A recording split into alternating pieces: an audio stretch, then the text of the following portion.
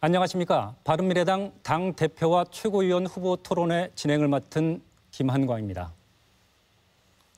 지방선거 이후 여야 정치권의 차기 지도부 선출 일정이 이어지고 있습니다. 바른미래당은 다음 달 2일 전당대회에서 당대표와 최고위원을 선출하는데요. 현재 전국을 도며 후보의 자질과 비전을 검증하는 토론회를 진행하고 있습니다. 당의 지지율을 회복하고 다음 총선을 준비할 막중한 권한을 가진, 책임을 가진 차기 지도부로는 누가 적합할까요? 오늘 90분 동안 진행되는 토론회를 지켜보시고 판단하시기 바랍니다. 오늘 토론회는 바른미래당 선거관리위원회가 주최하고 전주 MBC가 주관하며 유튜브 채널 전주 MBC를 통해서도 보실 수 있습니다. 후보자들의 좌석 배치와 발언 순서는 사전에 추첨했음을 알려드립니다. 본격적인 토론에 앞서 진행 방식을 설명하겠습니다. 이번 토론회는 각 후보자의 기조연설을 시작으로 같은 질문에 후보들의 답을 들어보는 공통 질문과 후보자 개인이 주도권을 가지고 이끌어 나가는 주도권 토론으로 진행됩니다. 각 순서마다 후보자별 발언 시간이 정해져 있습니다. 후보자들께서는 정면에 설치된 모니터를 보면서 시간 안에 답변해 주기 바랍니다. 공약과 정책을 바탕으로 토론해 주길 바라며 상호 비방이나 인신 공격은 삼가 주시길 특별히 당부드립니다. 그럼 첫 번째 순서로 기조연설 시작합니다. 시간은 1분입니다. 먼저 하태경 후보입니다. 안녕하십니까. 기호 1번 하태경입니다. 우리 당은 지금 죽느냐 사느냐 기로에 있습니다. 우리 당은 변화하고 혁신하지 않으면, 뿌리부터 바뀌지 않으면 소멸할 수 있는 그런 당입니다. 이 시기에는 완전히 바꿀 수 있는, 완전히 새로운 대표가 나와야 됩니다. 이미 검증이 끝나서 국민들에게 전혀 감동이 없는, 전혀 새로울 것이 없는 대표가 나오면 우리 당은 조용히 사라지고 맙니다. 그만큼 절체절명의 위기에 있는 당입니다. 저 하태경은 화끈하게 이 위기를 돌파하겠습니다. 문재인 정부가 잘하는 거는 잘했다고 화끈하게 도와주고, 잘못하는 것은 누구보다 앞장서서 강력하게 막겠습니다. 문재인 정부 경제를 망치고 있습니다. 막겠습니다. 경제를 제대로 살리기 위해 싸우겠습니다. 하지만 남북관계 그런 대로 잘 합니다. 이런 부분은 도와주겠습니다. 그래서 제대로 된 야당, 국가 국민을 위한 야당을 한번 만들어 보겠습니다. 다음은 권은희 후보입니다. 네, 반갑습니다. 예향의 도시 전주에 왔습니다. 오늘 원래 이 방송은 없었는데 정운천 후보님께서 전주 우리 당원이 4만 5천 명이나 되니 꼭 직접 와서 이렇게 해야 된다고 해서 왔습니다. 오니까 좋은데요. 저는 KT에서 여성 임원 2호이고 자력으로 유리천장을 뚫었습니다. 우리 국민들이 많이 사용하는 1588, 080, 콜렉트콜 등 많은 수십여 개의 서비스들을 개발하고 사업화했고요. 또 중소기업 대표도 했었습니다. 우리 광주에 그 현역 수사과장 했던 현역 권은희 의원과 동명이인입니다. 바른미래당은 지금 같은 배를 타고 있습니다. 니 편, 내 편 없습니다. 힘을 합쳐서 오직 이 난국을 헤쳐가야 됩니다. 그런 후보 좀 뽑아주십시오. 고맙습니다. 김영환 후보입니다. 1894년에 고부에서 봉기한 동학농민군이 전주성에서 출발했습니다. 그때 이 나라 개혁의 선봉에 전북이 있었고 호남이 있었습니다. 2016년 총선에서 국민의당을 만들어 주셨습니다. 개혁하라고 말입니다. 문재인 대통령을 뽑아주고 또 지지했습니다. 호남 차별을 극복하는 인사 참 잘하고 있습니다. 그러나 고용 참사가 일어나고 있습니다. 경제 민생이 파탄에 이르고 있습니다. 지지율이 급격히 내려가고 있습니다. 문재인 정부의 국정 기조를 바꿔야 된다고 생각합니다. 그것을 바꿀 수 있는 정당이 바른미래당이라고 생각합니다. 저희는 싸우는 야당, 강력한 야당을 만들겠습니다. 그렇게 해서 여러분께서 만들어주신 국민의당을 만들었던 그 개혁 정신, 개혁의 선봉에 저희가 서겠습니다. 강한 야당의 대표 김영환을 선택해 주시기 바랍니다. 이어서 손학규 후보입니다. 어제 저녁 인천 남동공단에서 공장에서 불이 나서 9분이 돌아가셨습니다. 유가족의 심심한 위로의 말씀을 드립니다. 이제 내일이면은 태풍 쏠릭이 옵니다. 자연재해, 재난 방지에 최선을 다해야 하겠습니다. 장하성 실장이 사는 송파구 아파트 주민 대표자 회의에서 경비원 116명을 64명으로 줄인다고 결의를 했다고 합니다. 최저임금 인상의 결과입니다. 그러나 장하성 실장은 좀 더 기다려달라고 합니다. 문재인 대통령은 싸우지 마라, 직을 걸어라 이렇게 얘기를 하고 있습니다. 그러나 문제는 문재인 대통령에게 있습니다. 시장이 경제의 기본이고 일자리는 기업이 만든다는 것을 알아야 합니다. 분배와 성장을 동시에 이룰 바른미래정당, 중도 개혁정당 바른미래정당, 저 손학규가 이끌겠습니다. 이어서 정운천 후보입니다. 된다, 된다, 꼭 된다. 전북 출신 정운천 의원입니다. 2년 전에 정말 32년 만에 철옹성 전주에서 저를 홀대받은 전북 예산 제대로 좀 만들어 보라고 저를 당선시켜 주셨습니다.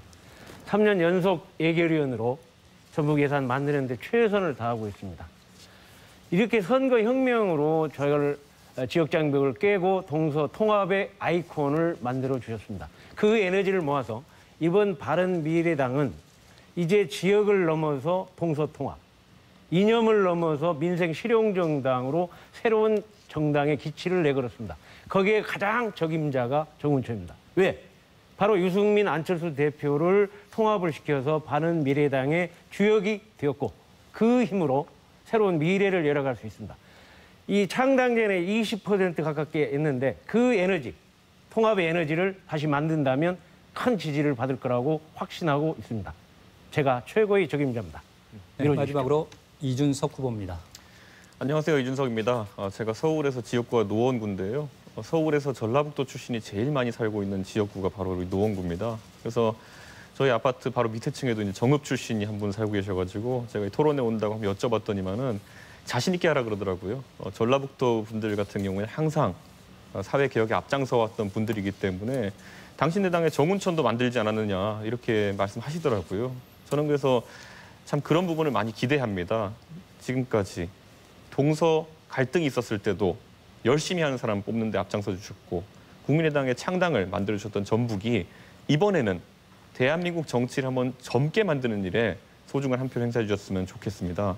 지금까지 여당, 야당 보면서 많은 실망하셨을 겁니다. 그런데 이제는 그에 대한 답으로 제가 세대 교체를 이루어서 정치권의 대변혁을 이뤄보겠습니다. 지금 전라북도의 청년들 굉장히 힘든 것, 어려운 것 잘 알고 있습니다. 서울의 유학원, 전라북도 출신들 말을 들어보면은 전라북도에 일자리가 없다고 합니다. 이 문제 같이 고민하고 해결해 봅시다. 예. 답변 잘 들었습니다. 이번에는 공통질문 순서입니다. 첫 번째 공통질문 주제는 당 지지율 회복 방안입니다. 지방선거 이후 바른미래당은 한 자릿수 지지율을 벗어나지 못하고 있는데 정의당은 제1야당인 자유한국당과 지지율 경쟁을 벌이고 있습니다. 후보들께서는 이 같은 민심을 어떻게 분석하고 있는지요? 또 당 대표가 된다면 당의 지지율을 어떻게 끌어올릴지 그 방안을 말씀해 주기 바랍니다. 답변 시간은 1분입니다. 이번 순서는 권은희 후보부터입니다. 네, 부끄럽습니다. 정의당은 일단 당의 간판이 신선하게 바뀌었고요. 민주당의 식상한 실망한 층이 이동을 하지 않나 싶습니다. 우리 바른미래당은 동서가 화합한 당입니다. 스펙트럼은 넓으나 확실한 충성 지지층이 지금 형성이 안 됐습니다. 그래서 정체성을 확실히 하자는 그런 이야기도 있습니다만은 저는 우리 당의 통합의 가치를 살려서 진정성 있게 나가면은 우리 국민들이 알아줄 거라고 생각을 합니다. 보수는 지키고 진보는 터뜨린다고 합니다만은 우리 당은 지킬 건 지키고 터뜨릴 거는 터뜨리겠습니다. 이번에 특활비 폐지도 우리 바른미래당이 가장 앞장서서 폐지를 해야 된다고 주장을 했습니다. 국민들이 원하는 새 정치 앞으로 보여드리겠습니다.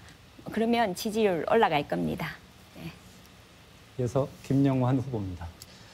아주 간단하다고 생각합니다. 간 보는 정치를 하지 말아야 한다. 또한 싸울 때는 싸워야 한다. 이것이 우리 당의 지지를 높일 수 있는 방법입니다. 그 예가 있습니다. 이 지역 출신의 김관영 원내대표께서 이번에 특활비 폐지와 관련해서 간 보는 정치를 하지 않고 군더더기를 붙이지 않고 완전히 폐지하는 길을 감으로써 국민의 지지를 받았다고 생각합니다. 우리는 사회적 약자를 위한 싸움에서 정의당보다 더 강하게 싸워야 한다. 그리고 국민의 편에 서서 진보가 잘못할 때는 진보와 싸워야 된다고 생각합니다. 민주노총과 싸워야 합니다. 참여연대와 싸워야 합니다. 민변과도 싸워야 한다고 생각합니다. 민주당보다 더 진보적으로 해야 된다고 생각합니다. 진보가 잘못할 때는 민주당과 싸우고 보수가 잘못할 때는 보수와 싸워야 된다고 생각합니다. 기업을 지키기 위해서 경제를 지키기 위해서는 자유한국당보다 더 보수적인 주장을 할 수 있어야 된다고 생각합니다. 싸워야 이길 수 있습니다. 이어서 손학규 후보입니다. 정당에서 지지율만큼 중요한 게 없습니다. 그러나 저는 제가 대표가 되면은 지지율을 높이는 데 연연하지 않겠습니다. 우리는 지금 절체절명의 위기에 있습니다. 국민이 우리를 외면했습니다. 반성해야 합니다. 그리고 무엇보다도 통합을 해야 됩니다. 양당이 합쳤는데 전혀 통합이 안 되고 있습니다. 내부적인 통합에 최선을 다하겠습니다. 개혁해야 합니다. 인사가 공평해야 합니다. 내 편 계파별 인사하지 않아야 합니다. 그리고 혁신해야 합니다. 우리가 민생을 돌보는 정당으로서 현장에 나가야 합니다.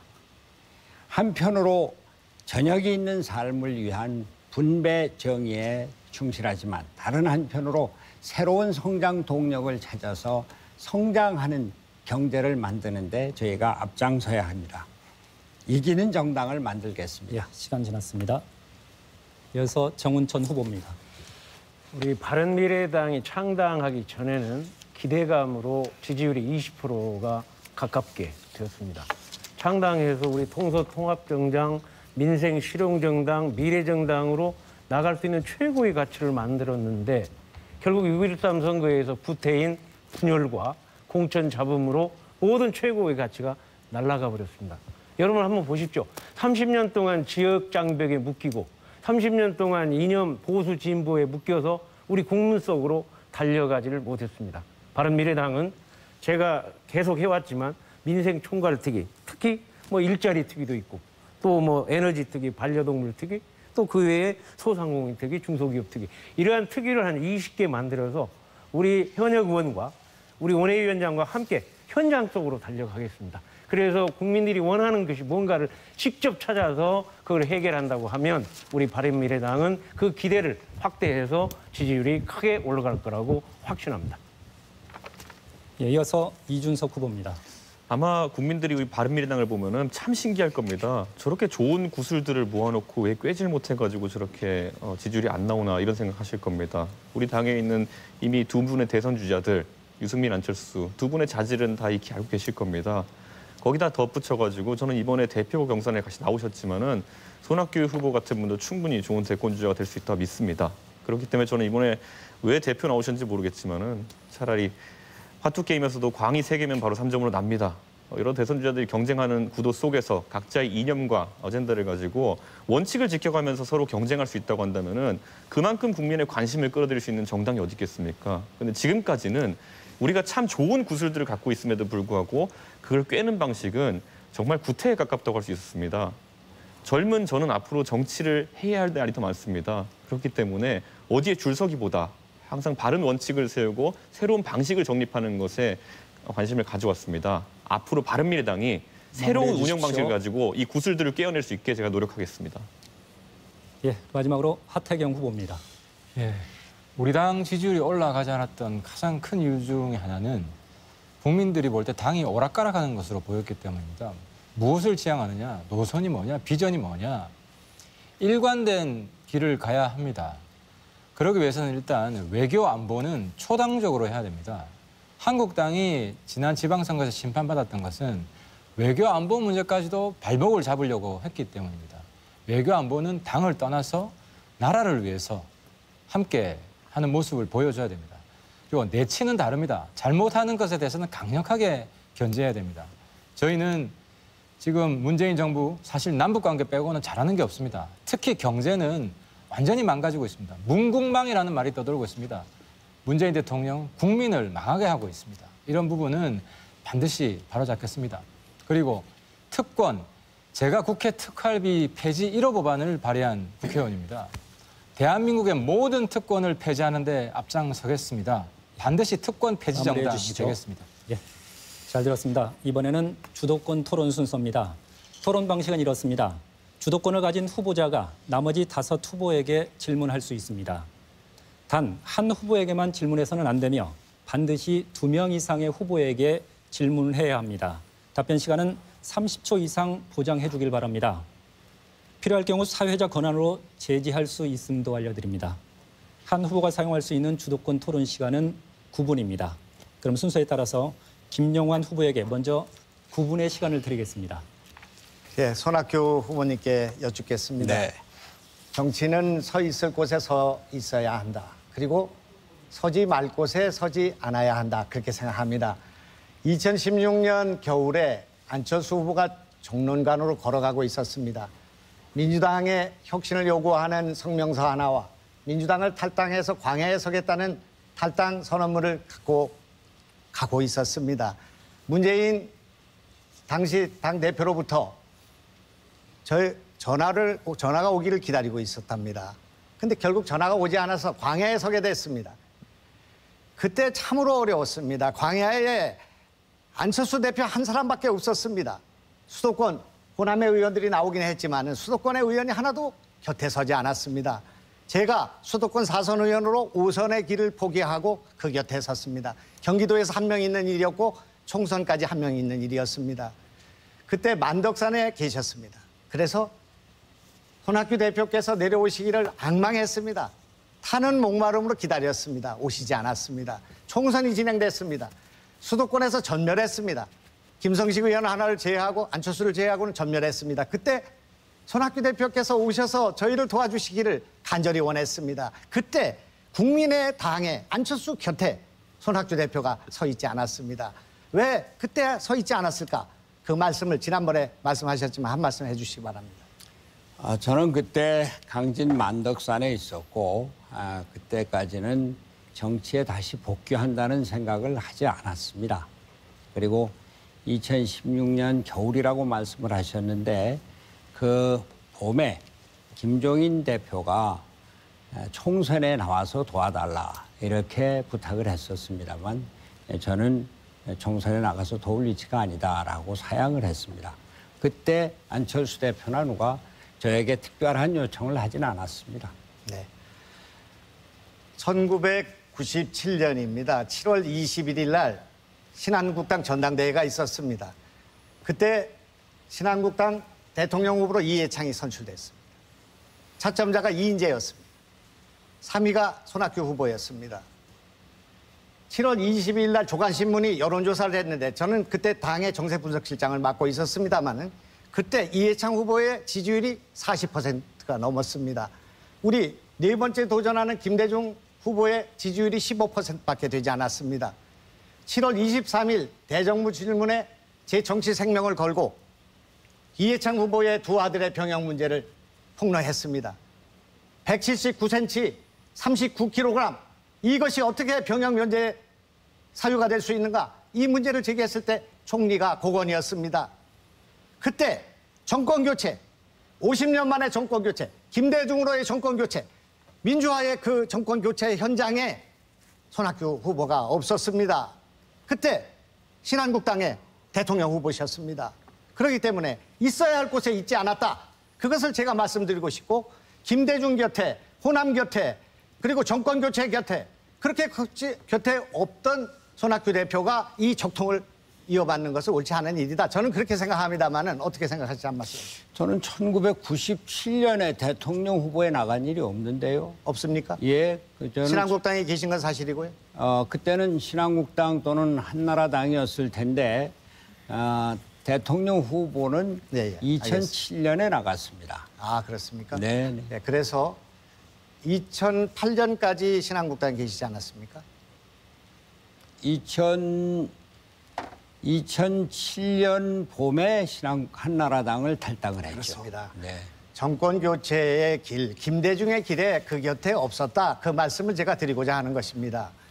손학규 대표님은 민주화 운동하시고 도시 민민 운동하시고 또 기독교 운동하시고 이렇게 민주화 운동하셨는데 어찌하여 민주화의 그런 야당의 길을 가지 않고 여당의 길로 가서 그래 신한국당의 그런 장관이 되시고 도지사가 되시고 국회의원 되시는 이 길로 가셨는가? 서 있을 자리가 아니었는데 그쪽에 가셨다 하는 것을 지금 지적하고 있는 것입니다. 제가 1980 조금 이따 더 예, 말씀드리겠습니다. 1980년 한 가지 더 말씀드리겠습니다. 저는 긴급조치 위반으로 치과대학 5학년에서 감옥에 가서 20개월을 살고 난 이후에 박정희 대통령이 서거하시고 80년 5월이 왔습니다. 그래서 합동수사본부에 가서 고문을 당하던 그 시절에 광주의 시민들이 살육되었다는 소식을 들었습니다. 그렇게 해가지고 출소하자마자 저는 김현장이가 쓴 광주 시민 살육 작전이라는 유인물을 20만 장을 뽑아서 연희동 일대, 신촌 일대에 뿌리고 다녔습니다. 그것이 꼬리가 잡혔습니다. 9월 달에 대학이 열리자마자 전두환은 어떤 희생을 치르더라도 가만히 두지 않겠다는 엄포를 하고 있었습니다.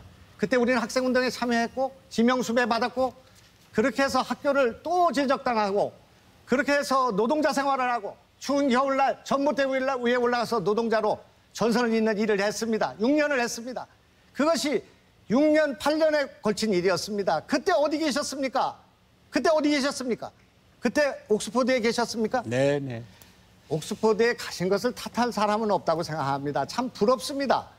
그러나 광주가 살육되는 그 현장에 서 있었어야 된다고 생각합니다. 다른 분은 다른 당과 다른 입장에 서 있는 다른 후보들에 대해서 말씀드리는 것은 아니고 손학규 대표님은 민주화 운동에 열정을 갖고 계시고 도시 민민 운동을 하셨다고 하시는 그런 분들께서 광주가 학살되는 이 현장 속에서 같이 있지 않고 옥스퍼드 대학의 학위가 중요한 것은 아니었다.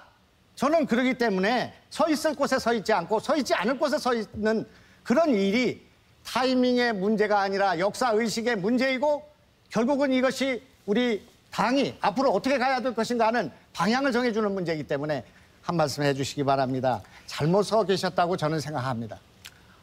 제가 1980년 5월 18일 그때 영국에 있었습니다. 1980년 초에 바로 그 전해 박정희 대통령이 김재기에 의해서 죽고 유신 체제가 끝나고 나는 바깥 세상을 좀 봐야 되겠다.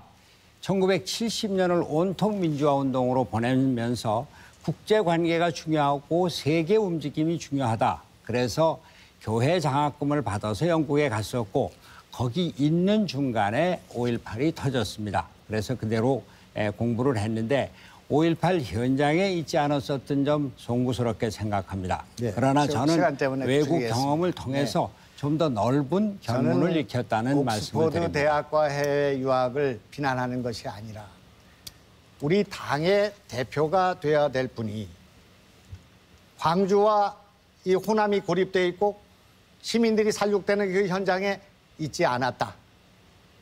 그다음에 정권 교체가 되는 50년 동안 김대중과 같이 있지 않았다. 민주화와 같이 있지 않았다. 김영환 후보 그리고 2명 이상의 후보에게 질문하는 알겠습니다. 게 기초룰입니다. 그리고 안철수와 같지 않았고 국민의당과 같이 하지 않았다.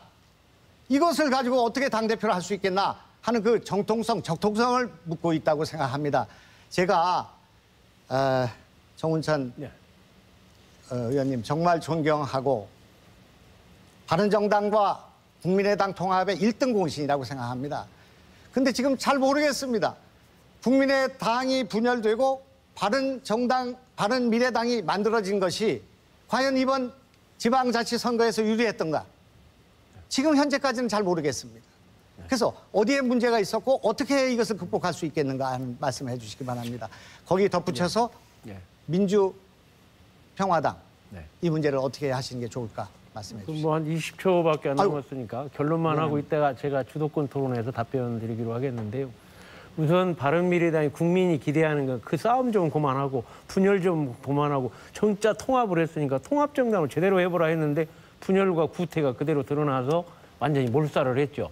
그래서 이제 그 분열로 일어났던 예, 물리적 시간이 다 통합을 이제 지났습니다. 화학적 통합으로 멈춰주시죠. 확대 발전시켜야 되는데 예. 이때 주도권에 얘기 드리겠습니다.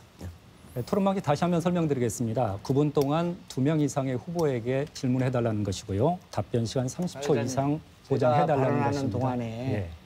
2명까지 하려고 생각하고 있었는데 끼어들어서 시간을 너무 적게 드려서 죄송합니다. 예, 알겠습니다. 그 기본 룰을 잘 지키는 것도 후보자의 자리를 평가하는 중요 잣대가 될 수 있다는 점을 후보들께서 상기해 주시길 바랍니다. 이어서 손학규 후보에게 9분의 시간 드리겠습니다. 예, 전라북도에 왔으니까 우리 정운천 의원께 집중적으로 먼저 질문을 드리겠습니다.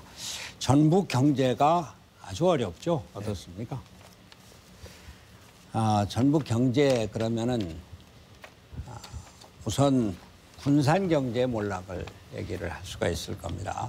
현대중공업의 조선소가 폐쇄가 되고 한국 GM이 폐쇄가 됐습니다. 또 다른 하나는 전라북도에 항상 새만금이 따라다닙니다. 벌써 30년이 넘었습니다. 그러나 아직 새만금 개발 계획은 세우고 있을지 모르겠습니다만 제대로 올라가는 게 없습니다. 전북에 혁신도시가 왕성하게 진행이 되고 있습니다. 혁신도시 농촌진흥청을 비롯해서 6개 공장이 들어서고, 6개 농촌 기업이 관계 기업이 들어서고 국민연금 공단이 들어서고 있습니다. 그런데 LH공사가 여기 오려고 했다가 못 왔죠. 그때 토지공사는 여기 왔으니까 토지공사만이라도 좀 나눠서 달라 그런 얘기가 있었던 줄 아는데 그게 왜 그렇게 됐습니까?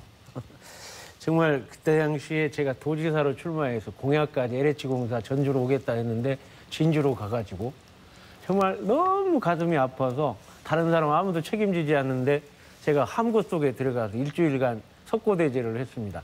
그 덕분에 오히려 더 큰 효과를 본 게 LH공사는 적자투성이가 진주로 가고 대신 기금운용본부가 이렇게 전주로 오게 돼서 600조를 운영하는 기금운용본부가 더 금융허브를 만들 수 있는 계기가 됐기 때문에 오히려 더 큰 효과를 가져올 수 있는 계기가 되긴 됐는데 지금 기금운용본부도 여기 온 뒤에 여러 가지 후유증이 남아서 뭐 기금운용본부장이 지금 현재 공석에 있고 실장들이 공석에 있어서 또 이익률이 뚝 떨어지니까 또 여러 가지 얘기가 나오거든요. 그래서 그걸 근본적으로 해결할 수 있는 방법이 있어야 되는데 기금운용본부가 미국만 하더라도 그 워싱턴이나 맨해튼에 있는 게 아니라 저쪽 시골에 있어서 그러한 문제는 중요한 문제가 아니고 우리가 금융 허브를 만들어내는 일을 어떻게 할 것인가가 LH공사의 한을 우리 도민들한테 풀어드리는 좋은 결과를 만들어내야 된다고 생각합니다. 이제 기금운용본부가 전주로 온 뒤에 투자 수익률이 낮아졌다는 사실입니까? 숫자적으로는 그렇죠. 근데 전주로 왔기 때문에 그렇습니까? 근데 전혀 아닙니다. 그건 왜 전혀 아니냐면 지금 경제가 지금 이렇게 내려가면서 코스닥이다 뭐 여러 가지 물가 지수, 경제 지수가 떨어지니까 거기에 삼성이나 어디나 투자해 놓은 데가 올라가야 되는데 그게 떨어지니까 결국은 그 영향으로 가장 크다고 봐야 되는데 이거 여기 오면 장기적인 대체 투자랄지 해외 투자에 그러한 전문가들이 와서 그렇게 집중적으로 해야 되는데 그런 문재인 정부가 들어와서 그러한 내용에 대해서보다는 적폐청산이라고 거기에 매달리다 보니까 이러한 창조적인 일에는 굉장히 소홀히 한 것만은 사실입니다. 그런데 지금 기금운용본부에 그 인재들이 제대로 오지 않고 있다. 인재들이 서울을 떠나려고 하지 않고 있다. 기금운용본부를 운영하는 이 사람들은 펀드 매니저도 만나야 되고 국제적인 교류도 해야 되고 하는데 외국 사람들도 서울에만 오지 전주까지 내려오려고 하지 않고 인재들이 전주에 가서 근무하려고 그러지 않는다. 그러니까 서울 사무소를 둬야 된다. 이런 논의들이 한참 진행되고 있는 것으로 아는데 여기에 대해서는 어떻게 생각하십니까? 지금 일반적으로 펀드 매니저들이 다른 펀드 매니저가 기금운용본부의 펀드 매니저하고 월급만 하더라도 비교가 안 됩니다. 그래서 이 국가기관의 그 룰 속에다가 기금운용본부의 그 펀드 매니저 월급을 주다 보니까 지금 낮거든요. 이거를 대폭적으로 올려가지고 진정으로 600조로 움직이는 그 이익을 나는 거는 1년에 10%만 해도 60조가 올라가는 엄청난 결과를 가져오기 때문에 최고의 펀드 매니저를 영입할 수 있는 그러한 공간, 그러한 융통성을 우리 정부에서 또 국회에서 빨리 만들고 우리가 힘을 합쳐서 그거 만들어줄 것을 동의하고 요구합니다. 만약에 기금운용본부는 그냥 전주에 두는데 핵심적인 그 기금운용자들, 그 최고의 경영자들 이런 사람들이 서울에서 활동을 할 수 있도록 그래서 기금운용을 좀 더 원활하게 할 수 있도록 서울 사무소를 뭐 적은 규모라도 둔다. 그렇다고 하면은 정운천 의원 생각이나 전주 전북 그 도민들의 생각은 어떻겠습니까? 처음에는 껍데기만 오는 거 아니냐 했는데 이게 전부 이제 600명이 다 왔어요. 다 왔기 때문에 지금 말씀하신 대로 지금 영국에도 사무실이 있고 맨하탄에도 사무실이 있습니다. 그러면 서울에도 여기에 필요한 직접 이렇게 담당할 필요한 사무실은 이렇게 나눠서 함으로 해가지고 어쨌든 간에 기금운용본부가 전북에 있으니까 기금운용본부를 운영하는 주체도 우리 전북의 모든 분들이 힘을 합쳐서 해줘야 되기 때문에 이제는 전향적으로 문제를 풀어가면서 기금을 잘 운영할 수 있도록 해주는 것도 우리 전북 모든 분들이 동의하에 해야 할 일이라고 그렇게 생각합니다. 예. 그 새만금과 관련해서 김영환 의원께 뭐 여쭤보겠습니다. 제가 국회에 들어오면서부터 있었던 새만금 이것이 아직도 뭐 지금 계속 뭐 진행 중에 있는데 새만금을 뭐 여러 가지로 새만금 항만을 만든다, 새만금 공항을 만들어야 한다. 또 중요하게는 새만금을 대중국 전진기지로 만들어야 한다. 이런 얘기들을 많이 하고 있는데 우리 김영환 의원께서는 새만금에 대해서 잘 알고 계시죠? 한번 이게 어떻게 해야 되는지 좀 말씀을 해주시죠. 새만금은 참 지루하고 어려운 문제로 전라북도 도민들께 생각하시라고 생각합니다. 그러나 1억만 평이나 되는 이 옥토를 우리가 갖고 있다는 것은 큰 자랑이고 앞으로 전라북도의 큰 자산이 될 것이다 이렇게 생각합니다. 새만금을 접근하는 방식과 상상력의 크기를 달리해야 된다. 저는 그렇게 생각합니다. 우선은 여기에 중심이 될 수 있는 세계적인 기업을 가져와야 합니다. 국내 대기업이든 세계적인 기업을 가져오고 그 1차, 2차 벤다들이 줄지어서 들어올 수 있는 그런 기업을 만들지 않는 파급성을 해결할 수 없다고 생각합니다. 전라북도가 농도기 때문에 스마트팜과 관련된 새로운 전략을 세워야 합니다. 제발 네덜란드를 가봐야 된다고 생각합니다. 네덜란드의 국토가 지금 우리나라 국토의 3분의 1밖에 되지 않지만 농업 수출이 지금 전 세계 2위 아니겠습니까? 그런 스마트폼, 농업의 IT와 또 다른 기술을 접목하는 그런 전략이 필요하다고 생각합니다.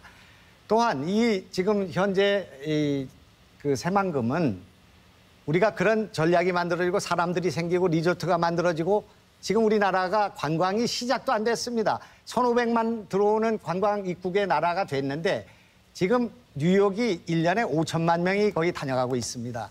아직 멀었습니다. 따라서 그런 관광을 우리가 활성화시키고 다도해하고 연결하고 서해안을 연결한다면 틀림없이 새만금의 공항을 만들어야 된다고 저는 생각합니다. 서울의 인천 영종도와 새만금과 그리고 부산 동해안 시대에 부산의 물류의 중심을 세워야 된다고 생각합니다. 전망을 크게 갖고 상상력 크게 가져야 된다고 생각합니다. 두바이에 예.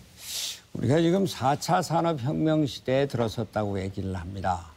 새만금이 4차 산업혁명의 중요한 기지가 될 수 있다. 그리고 대중국 무역과 대중국 투자 또 중국에서의 투자 이것은 우리 경제에 아주 결정적인데 새만금이야말로 대중국 진출의 전진 기제가 되어야 한다. 그런 면에서 항구를 늘리고 또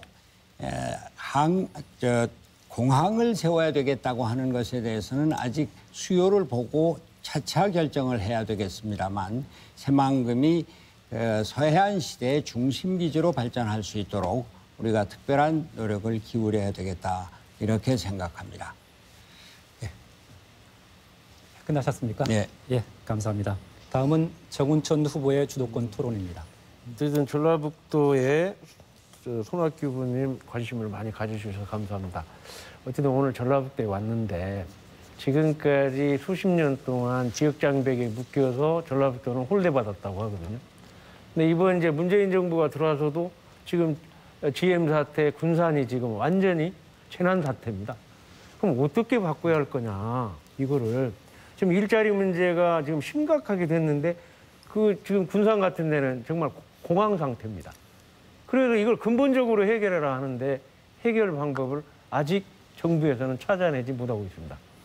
지금 김영환 후보님하고 손학규 후보님 말씀했으니까 나머지 세 분 후보님께서 전북 발전에 딱 한 가지씩만 나는 이렇게 한다, 이렇게 하나를 발전시켜 줄 수 있겠다 하는 그 얘기를 우리 하 후보님부터 한 30초 간격으로 한번. 전북 발전. 예. 뭐 하나 이거 제가 한 발전시키면 되겠다. 말씀만 드리겠습니다. 아까 우리 김영환 후보 상상력 굉장히 중요하다고 생각하고요. 남들이 다 합니다. 웬만한 거는 다 하는데 저는 새만금의 미래를 그 해양 리조트 그리고 해양 관광의 메카로 좀 보고, 지금 서해가요 중국 배하고 맨날 싸움만 합니다. 중국 어로 때문에, 그 고기 잡는 배들 때문에. 그래서 우리 문재인 대통령이 중국하고 통 크게 합의를 해서 서해 전체를 어로 금지 구역으로 두고 이 물을 깨끗하게 해서 서해를 거대한 풀장으로 만들겠다. 그리고 그 거대한 야심찬 계획에 전진기지를 새만금으로 두는 이런 좀 정말 21세기 동부가 새로운 비전을 우리가 좀 가질 필요가 있다. 이게 장기적인 비전입니다. 단기적인, 중기적인 말씀을 해주셨기 때문에 그래서 큰 꿈을 꾸자. 알겠습니다. 우리 권은희 후보님 꼭 새만금만 얘기할 게 아니고 혹시 여기 내려오시면서 아 전북은 뭐가 있더라, 이거 하나 발전시키면 되겠다는 거 하나 꼭지 하나 말씀해 주세요. 또 뭐 다음 질문도 또 있으니까요. 일단은 그건 삼성관계는 그때 답을 하기로 하고, 새만금 같은 경우에는 아주 오래전부터 테마파크 얘기도 있었습니다. 저는 우리가 중국하고 가깝기 때문에 중국과 이 뭐 직접 해저 터널을 뚫든지 어떻게 하든지 연결을 하고 이 부분을 중국하고 관련되는 걸로 좀 활용을 하면 좋지 않을까. 그런데 뭐 디즈니랜드라든가 뭐 이런 큰 테마파크를 하는 것도 좋은 그 아이템이 될 거라고 생각을 합니다. 우리 이준석 후보님. 저는 그런 생각했어요. 잠깐만, 내가 이게 지금 청년 같은 새로운, 그리고 전공이 컴퓨터 뭐 이런 분들인데 굉장히 좋은 아이디어가 있을 것 같아요. 그리고 그거에 덧붙여서 지금 청년 일자리가 너무 어렵잖아요. 정말 청년들이 어디 갈 데가 없는 정도. 그러니까 그것까지 포함해서 한 말씀, 좋은 말씀입니다. 먼저 아까도 얘기가 나왔지만은 기계적 영농을 해본다든지 아니면 새로운 이제 스마트팜 시스템을 테스트해볼 수 있는 공간은 대한민국 안에서 전북 외에는 딱히 없습니다. 경지 정리가 이렇게 잘 돼 있는 곳이 없기 때문에. 두 번째로는 제가 오면서 전북의 통계들을 한번 훑어봤는데요. 가장 이제 비극적인 통계가 뭐냐면 미래 세대, 그러니까 학생들의 기초 학력이 굉장히 저하돼가지고 전국에서 뒤에서 1등, 2등 하는 게 굉장히 많습니다. 지금 수능 통계나 이런 걸 본다 하더라도. 그렇기 때문에 그런 부분에 있어가지고 지역에서 기초 학력 증진에 투자를 하는 것이 우선이고요. 일자리 문제에 있어서는 어떤 일자리냐가 전 중요할 것 같아요. 그런데 우리가 이제 이야기하신 강원도에 예전에 보면은 많은 사람들이 이곳에 무슨 산업을 일으켜야 될까라고 했을 때 강원랜드가 하나의 대안이 됐던 게 뭐냐면은 서비스업을 강원도에 하기 위해서는 몇 가지 선택지가 없습니다. 그런데 그 안에서 그것이 됐던 것이고, 최근에 취업 청탁이나 이런 부정적인 면만이 보도됐지만은 지역의 산업을 일으키면 아까 하태경 의원이 말씀하신 것처럼 혁신적인 발상의 이제 전환이 필요한 것이고, 저는 특히 아까 뭐 권은희 의원님이 이제 테마파크도 얘기하셨지만은 좋은 아이디어입니다. 이렇게 수요를 한 번에 많이 끌어들일 수 있는 것들이 필요한데, 다만 테마파크는 이번에 상하이에 디즈니랜드 생기면서 조금은 과거보다 이제 경쟁력이 떨어진 상태이기 때문에 저는 전격적으로 마카오나 아니면 싱가포르 모델을 같이 해가지고 그리고 컨벤션과 일정의 카지노라든지 아니면 이런 산업들이 같이 결합된 형태로 하면 좋은데, 저는 약간 우려되는 것이 아까 공항 문제로 여러 가지 얘기 나왔지만은 지금 호남고속철도, 호남고속도로 축 이외에 벗어난 지역의 새만금의 교통 인프라 같은 것이 과연 그것을 하기에 적합할까에 대해 가지고 더 적극적인 투자가 필요하다. 예를 들어 정운천 의원님께서 앞으로 무안공항이나 아니면 청주공항 이런 곳들 사이에 껴있는 지역에 새만금 지역에 지금 공항을 활성화를 시키기 위해 가지고 하태경 의원님도 맨날 그것 때문에 고생하시지만은 영남권 신공항 문제처럼 지역 갈등이라는 걸 조정하시는데 많이 노력하셔야 되지 않을까 생각이 됩니다. 아니, 좀 너무 길게 하셨네. 할 말이 많아서 그래요. 전부 감사하고. 보니까. 네, 제가 이 5분 후보님들한테 이렇게 요청해서 말씀드린 거는 우리 후보님들이 이번에 당대표가 되고 최고위원 되고 바른미래당의 중요한 자산으로 되기 때문에 전라북도에 오셨으니까 전라북도에 관심 가져 있는 거를 좀 더 제대로 좀 표현 한번 해보시라는 뜻으로 이렇게 했는데 저는 지금 직접 당사자인 접니다. 새만금은 한마디로 얘기하면 이렇게 돼요. 일반 그 공업단지, 산업단지 한 50개를 만들어 놓은 거예요. 5,400만 평입니다. 근데 5,400만 평을 하는데 항구를 지금 3만 톤급을 하고 있어. 말도 안 되죠. 공항도 없어. 이래가지고 5,400만 평이 이루어지겠습니까? 그러니까 아까 좋으신 말씀을 해서 김영환 후보님이랑 하태경 후보님 했는데 이게 지금 네덜란드의 노테르담 방식, 암스테르담 방식을 하면 유럽의 2억, 3억 먹여 살릴 수 있는 게 거기서 재가공해서 예를 들어 오렌지 하나만 해도 미국에서 다 들어와가지고 거기서 재가공해서 다 나가거든요. 그러면 우리 새만금이 얼마나 좋은 입지냐고요. 전 세계의 모든 농산품을 갖다가 식품으로 해가지고 중국으로 나가면 되거든요. 이를테면 공항이 수요가 적다고 하면 공항하고 민수항공사를 만들고 또 MRO라는 하는 예를 들어 비행기 고치는 그런 공장을 만들어서 함께 하면 이게 시너지가 일어날 수 있거든요. 아까 이준석 후보 말씀대로 지금 현재 싱가포르의 마리나 베이 샌즈가 미국 대통령과 그다음에 북한의 김정은이 만나서 전 세계에 알려졌죠. 이러한 마리나 베이 샌즈 같은 게 만약 여기 온다면 괜히 북경에서 마카오로 싱가포르로 갈 이유가 없잖아요. 훨씬 여기가 가까우니까. 이런 큰 프로젝트를 만들어내야 되는데 도대체 문재인 정부의 안에서 적폐청산만 하지 그 큰 그림을 그려서 한번 정말 우리 전라도민에게 희망을 이렇게 줄 수 있는 게 하나도 없는 거예요. 군산이 저렇게 문제가 된다 해도 위기지역, 위기고용지역 이런 것만 만들어서 지금 땜빵만 하지 근본적으로 문제 해결은 군산과 더불어 새만금이 합쳐져서 큰 프로젝트로 가야 되거든요. 정우천 후보님 질문도 좀 부탁드리겠습니다. 질문을 딱 했으니까 그다음에 그래서 지금 후보님들한테 꼭 드리고 싶은 얘기는 아까 기금운용본부 새만금 나왔는데 또 하나의 축이 탄소산업, 또 농생명산업, 그다음에 국가식품 이런 근본 틀이 지금 잡혀 있어요. 전라북도에는 이런 걸 좀 많이 관심 가져주셔가지고 우리 바른미래당이 낙후된 전라북도를 한번 키워내겠다. 우리 손학규 의원님 지금 한 1분 남았는데 좀 종합적으로 아까 말씀 주신 거에서 부족한 점 있으면 말씀 주세요. 예. 저는 전라북도에 오면은 참 항상 좀 마음이 아픕니다. 우리나라 경제에서 가장 규모도 작고 또 경쟁력도 높지 않고 농도라고 하지만 농업이 크게 발전한 것도 아니고 새만금이다, 군산이다, 혁신도시다. 그렇게 꼭 그렇게 밝은 것 같지가 않아요. 정부에서는 전라북도에 대해서 좀 더 적극적으로 투자를 하고 기업이 활발하게 활동을 할 수 있는 환경을 좀 더 적극적으로 만들어줘야 된다 이런 생각입니다. 여기가 여건이 안 좋다고 하지만 제가 경기도지사를 하면서 보면은 정부에서 의지를 갖고 하면은 기업이 들어옵니다. 적극 투자를 해주기 바랍니다. 제가 알겠습니다. 정말 좀 마무리해야 되는데 마무리를 못 해버렸네요. 저는 나머지 시간을 저한테 다 쓰라고 그러는 줄 알고 죄송합니다. 사전 질문지도 없고 또 사전에 준비 자료도 없는 기존과는 좀 다른 방식으로 토론을 진행하다 보니까 다소 낯설면서 또 열기 나름대로 있는 것이 아닌가 생각합니다. 여러분은 지금 바른미래당 선거관리위원회가 주최하는 바른미래당 당대표와 최고위원 선출 토론회를 보고 계십니다.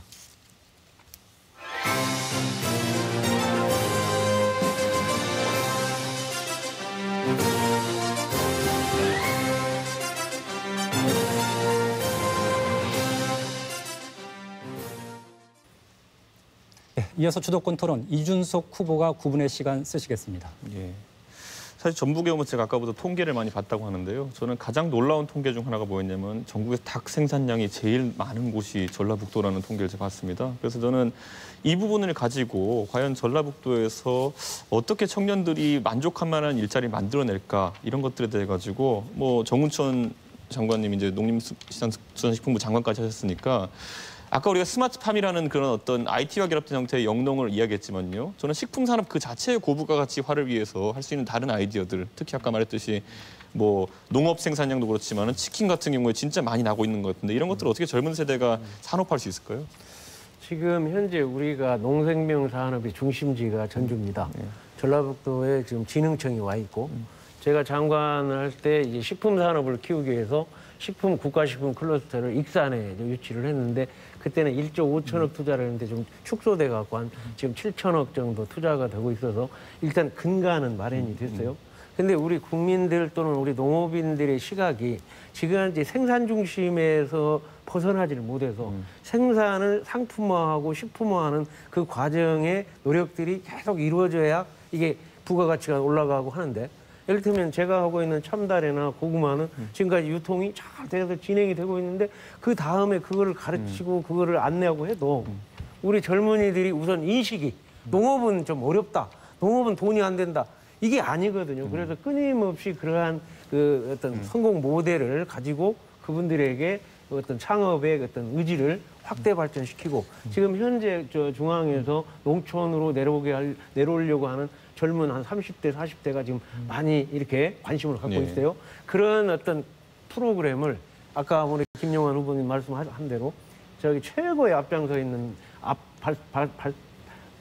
발전해 나가는 나라가 네덜란드거든요. 알겠습니다. 네덜란드를 벤치마킹해서 해나가야 합니다. 저는 또 한 가지 이제 여쭤보고 싶은 것이 최근에 이제 사업하는 사람들 중에 부동산 하는 사람들이 많이 관심 갖는 것 중에 하나가 뭐냐면은 골프장이 그렇게 폐업을 하는 곳이 많다 그래가지고 그걸 단지화해가지고 이제 귀농 인구들을 이제 지역으로 유치하는 노력들을 하고 있는데 저는 그런 것들이 이제 뭐 경상북도나 아니면 뭐 경상남도에 이제 골프장들은 많이 진행된다는 얘기를 들었던 것 같은데 저는 사실 농지로서의 귀농지로서의 경쟁력 같은 경우에는 전라북도가 더 있을 것 같다. 그런 상황 속에서 혹시 귀농 인구를 늘려서 그 전라북도의 산업 기반을 넓히는 방식에 대해서는 어떻게 생각하시는지 한번 여쭤보고 싶습니다. 제가 지금 산자부에 있을 때 그 태양광 있잖아요. 신재생 에너지. 태양광을 우리 농사 400평을 지면 불과 100만 원 나오는데 태양광을 하면 거의 10배가 나옵니다. 1000만 원이 나오거든요. 그래서 그거를 농업과 태양광을 함께 해서 이 태양광의 신재생 에너지를 농민들에게 이렇게 예를 들어 결합을 시킨다고 하면 안정된 20년의 소득이 보장되면서 농업을 또 계속 지속 가능한 산업으로 나갈 수가 있어요. 지금 현재 젊은이들이 못 들어오는 이유가 뭐냐면 안정된 소득원이 보장이 안 되는 거예요. 그래서 4차 산업혁명 시대에 이 태양광과 우리 농민과의 결합을 통해서 땅을 가지고 태양광을 하는 것이니까 땅 주인들이 이익을 볼 수 있도록 알겠습니다. 그렇게 제도화를 해야 된다고. 제가 정운천 장관님 하도 평소에 의정활동하시면서 이런 거 태양광도 관심 많고 이러셔가지고 아까 말씀 안 하신 말씀할 기회를 일부러 드렸습니다. 그런데 이제 또 약간 그러면 어려운 난제들이 또 있다고 이제 할 수 있는 것들이 아까 약간 언급되었던 공항 문제 같은 경우 이미 하태경 의원님은 지역에서 이 공항 문제가 사실 영남 내에서 어떤 갈등을 유발했는지 잘 알고 계시지 않습니까? 그렇다면은 아까 말했던 건 이번 정부는 제가 봤을 때 굉장히 무한공항을 밀고 싶어 해요. 그런데 이런 상황 속에서 과연 전라북도가 어떻게 대처해야 되는지에 대해 가지고 한번 하태경 의원님께 혹시 노하우를 한번 들을 수 있을지 궁금합니다. 전남 전북이 공항 문제로 싸우고 있습니까? 아직 그렇게 그 정도는 크게 아니죠. 대두되지는 그런데 않았습니다. KTX 노선도 예를 들어 뭐 무한공항 통과하게 만들고 그쪽 활성화시키려는 노력하는 상황 속에서 굉장히 중요한 이야기인데 호남이 하나라는 대원칙을 세우는 게 중요할 것 같고요. 그래서 입지 선정할 때 우리 저 경남 경북처럼 뭐 밀양이냐 가덕도냐 하면 이게 사실 밀양도 경남인데도 불구하고 대구 경북하고 부산하고 한 20년 싸웠을 겁니다. 얻는 것도 아무것도 없고 우리 국민의 에너지를 정말 낭비한 거 지도자들이 정치인들에서 나빠요. 참 나쁘고 또 지금 부산시장 하는 분도 또 그 싸움을 만들려고 해서 내가 정말 쓴소리 잔소리를 많이 했는데 호남은 그런 전철을 정말 밟지 않았으면 좋겠습니다. 예. 그래서 저는 또 한 가지 이제 여쭤보고 싶은 것이 이제 김영환 후보님 이제 과기부 장관을 지내셨으니까요. 이 농업 기술을 결국 발전시키려면 전 지역에 있어가지고 그것을 수행할 수 있는 연구 인력이나 이런 것들이 많아야 된다라고 생각하게 되는데요. 지금 혹시 그런 부분에 대해 가지고 대학 설립이나 이런 부분에 대해 가지고 전주에 어떤 경쟁력 있는 산업들이 있을까요? 지금 그 전라북도가 이미 착수하고 있는 식품산업 클러스터라는 게 있지 않습니까? 익산에 하고 있는데 참 식품산업의 시장이 어마어마하다고 생각합니다. 초코파이가 중국에서만 1조가 팔리고 있고 신라면이 명품이 된 지가 오래됐습니다. 커피 믹스가 러시아에서 정말 불티나게 팔리고 있습니다. 그렇기 때문에 식품산업을 발전시키는 지금 전략도 굉장히 중요하다고 생각하고 농업은 5차 산업입니다. 농업에서 앞으로 일자리가 만들어지고 여기에다 신기술 결합하는 그런 것이 4차 혁명의 아까 손학규 대표님 말씀하셨지만 굉장히 중요한 부분이기 때문에 우리 전라북도가 가지고 있는 베이스, 전통산업의 기반 위에다가 첨단을 결합하는 방식으로 가야 한다. 그렇게 생각합니다. 저는 그리고 이건 이제 전라북도에 대한 질문 아닌데요. 아까 이제 손학규 대표님께 5.18의 현장에 계시지 않았다는 것이 약간 이제 안타깝다는 표현을 하셨는데요. 저는 이제 제가 기억나는 것 중에 하나가 이제 지난번 토론회에서 이제 저희가 이제 하태경 의원님이나 건은 의원님이나 저같이 이제 과거 새누리당에 있었던 사람들에게 좀 탄핵 사태에 대해 책임감을 느끼지 않느냐는 취지로 이제 말씀하신 적이 있는데 저는 김영환 후보님이 굉장히 그때 기억 남았던 게 뭐냐면은 박지원 대표가 장외로 나가서 촛불 시위 참여하고 투쟁하자 그랬을 때 김영환 그 당시 사무총장께서는 이런 식으로 하는 게 우리 새로운 국민의당의 방식이 아니다 그러면서 탄핵 집회에 참가하는 것을 반대하셨어요. 근데 이게 보도가 짧게 되고 그게 어떤 내막이 있었는지 잘 몰라서 한번 설명 부탁드리겠습니다. 저는 그것도 새정치라고 생각합니다. 우리 국회의원을 뽑아준 것은 국민들이 거리에서의 투쟁을 국회로 가져가서 대화와 타협으로 조정하라고 해서 국회의원을 뽑아줬는데 우리가 부득이 장애로 나가는 것은 필요하다고 생각합니다. 장애 투쟁해야 되고 저도 나가긴 나갔습니다마는 그걸 다반사로 해서는 안 된다고 생각하고 국회의원들은 역시 국회 안에서 대화와 타협으로 해야 되지 걸핏하면 길거리로 나가고 천막을 치고 거기 가서 눕고 하는 것은 안 된다. 그런 것을 절제해야 된다. 그런 생각은 지금도 변함없이 하고 있습니다. 그리고 이거는 약간 한 가지 그냥 궁금해서 여쭤보는 건데 이번에 중앙당사 있는 건물에 사무실을 두셨어요. 근데 제가 이제 원래 우리 당이 국민의당 시절에는 그 회계 자료를 매달 공개하지 않았습니까? 근데 그 건물이 사실 임대료가 한 우리 당사로 쓰고 있는 4층 공간이 한 4,200만 원 정도 나오더라고요. 당사 임대료랑 그 사무실 경비까지 해가지고. 그런데 사실 자유한국당이 이번에 혁신하는 의미에서 본인들의 그 한양 빌딩 당사를 내놓고 옮겨가지고 10분의 1 정도로 당사 비용을 줄여서 한 2천만 원 정도 줄였더라고요. 근데 우리도 그렇다면 이제 어떤 그런 움직임을 보여야 되지 않는가에 대해 가지고 후보 중에 한 분으로서 어떻게 생각하시는지. 지금 당사 계약을 아마 종료한 것 같습니다. 4층, 5층 쓰던 거를 2층으로 줄이고. 맞습니다. 국민들은 우리 정당의 비용을 쓰고 또 특권을 내려놓는 문제에 아주 예민한 것 같습니다. 그렇기 때문에 그걸 줄이는 건 필요한 일이라고 생각하고 저는 한 달 쓰기 때문에 그렇게 좀 양해해 주십시오. 아니 그런 거 얘기는 아닐까. 근데 뭐 권은희 의원님 또 한 걸 여쭤보고 싶은 게요. 그렇다면 아까 당비를 줄였을 때 저는 제 생각에 사무처 직원들 중에 이제 보면 해고를 당하신 분들 이런 분들에 대해 가지고 당이 더 허리띠를 졸라매는 자세로 임해 가지고 그분들 다시 모시는 것도 필요하지 않느냐는 얘기가 있는데 혹시 어떤 생각이 있는지 여쭤보고 싶습니다. 지금 일단은 우리가 모든 거를 사실 아껴 써야 됩니다. 제가 벤처정당 하는 이유가 거기에도 있습니다. 우리는 대기업이 아닙니다. 그런데 하는 절차, 뭐 집행하는 게 모두 다 우리 옛날 그 한국당, 새누리당이나 이런 절차를 그대로 가지고 있는데요. 이번에 싹 다 바꿔야 됩니다. 그리고 이렇게 해서 우리 당이 이제 지지율을 많이 얻고 인력이 더 필요하게 되면 이번에 우리 당을 헌신하고 나가야 되는 우리 당직자들 우선적으로 저는 데리고 와야 된다, 모셔와야 된다고 정해진 생각합니다. 시간 다 지났습니다. 다음은 하태경 후보의 주도권 토론 순서입니다. 제가 계속 우리 손 후보님한테 이렇게 많은 질문을 드리는 거는 그만큼 애정이 깊고 우리 국민들께서 또 청문회 하시려고요? 국민들께서 해보세요. 판단을 좀 잘하셔야 돼서 이번에 아무튼 좋은 기회였습니다. 이제 손 후보님 어떤 정치적인 길을 걸으셨고 또 어떤 말씀을 하셨고 이렇게 복귀할 시간이 있고 또 손 후보님 철학에 대해서도 알게 된 좋은 기회였는데요. 지난번 토론 때까지 계속 이제 연립정부, 연립내각, 거국내각 뭐 거의 같은 개념이잖아요. 그래 이건 7공화국 때 비전이다 이런 말씀을 하셨는데 제가 좀 찾아보니까 미래의 비전일 뿐만 아니라 과거에도 비슷한 말씀을 그때 하셨더라고요. 그래서 이게 이제 탄핵 때인데 이 박근혜 대통령 탄핵 2016년 11월에 이런 말씀을 하셨어요. 거국 내각 안 하고 박근혜 대통령 탄핵하면 대혼란이 온다. 그래서 거국 내각부터 하고 뭐 탄핵이든지 하야를 해야 된다. 그래서 이게 좀 이제 정무적인 그 시기에 이제 판단력인데 국민의 에너지를 제대로 이끌어야 되는데 왜 근데 이제 결과적으로 어떻게 생각하세요? 거국 내각을 안 하고 탄핵을 했는데 대혼란이 왔다고 생각하십니까?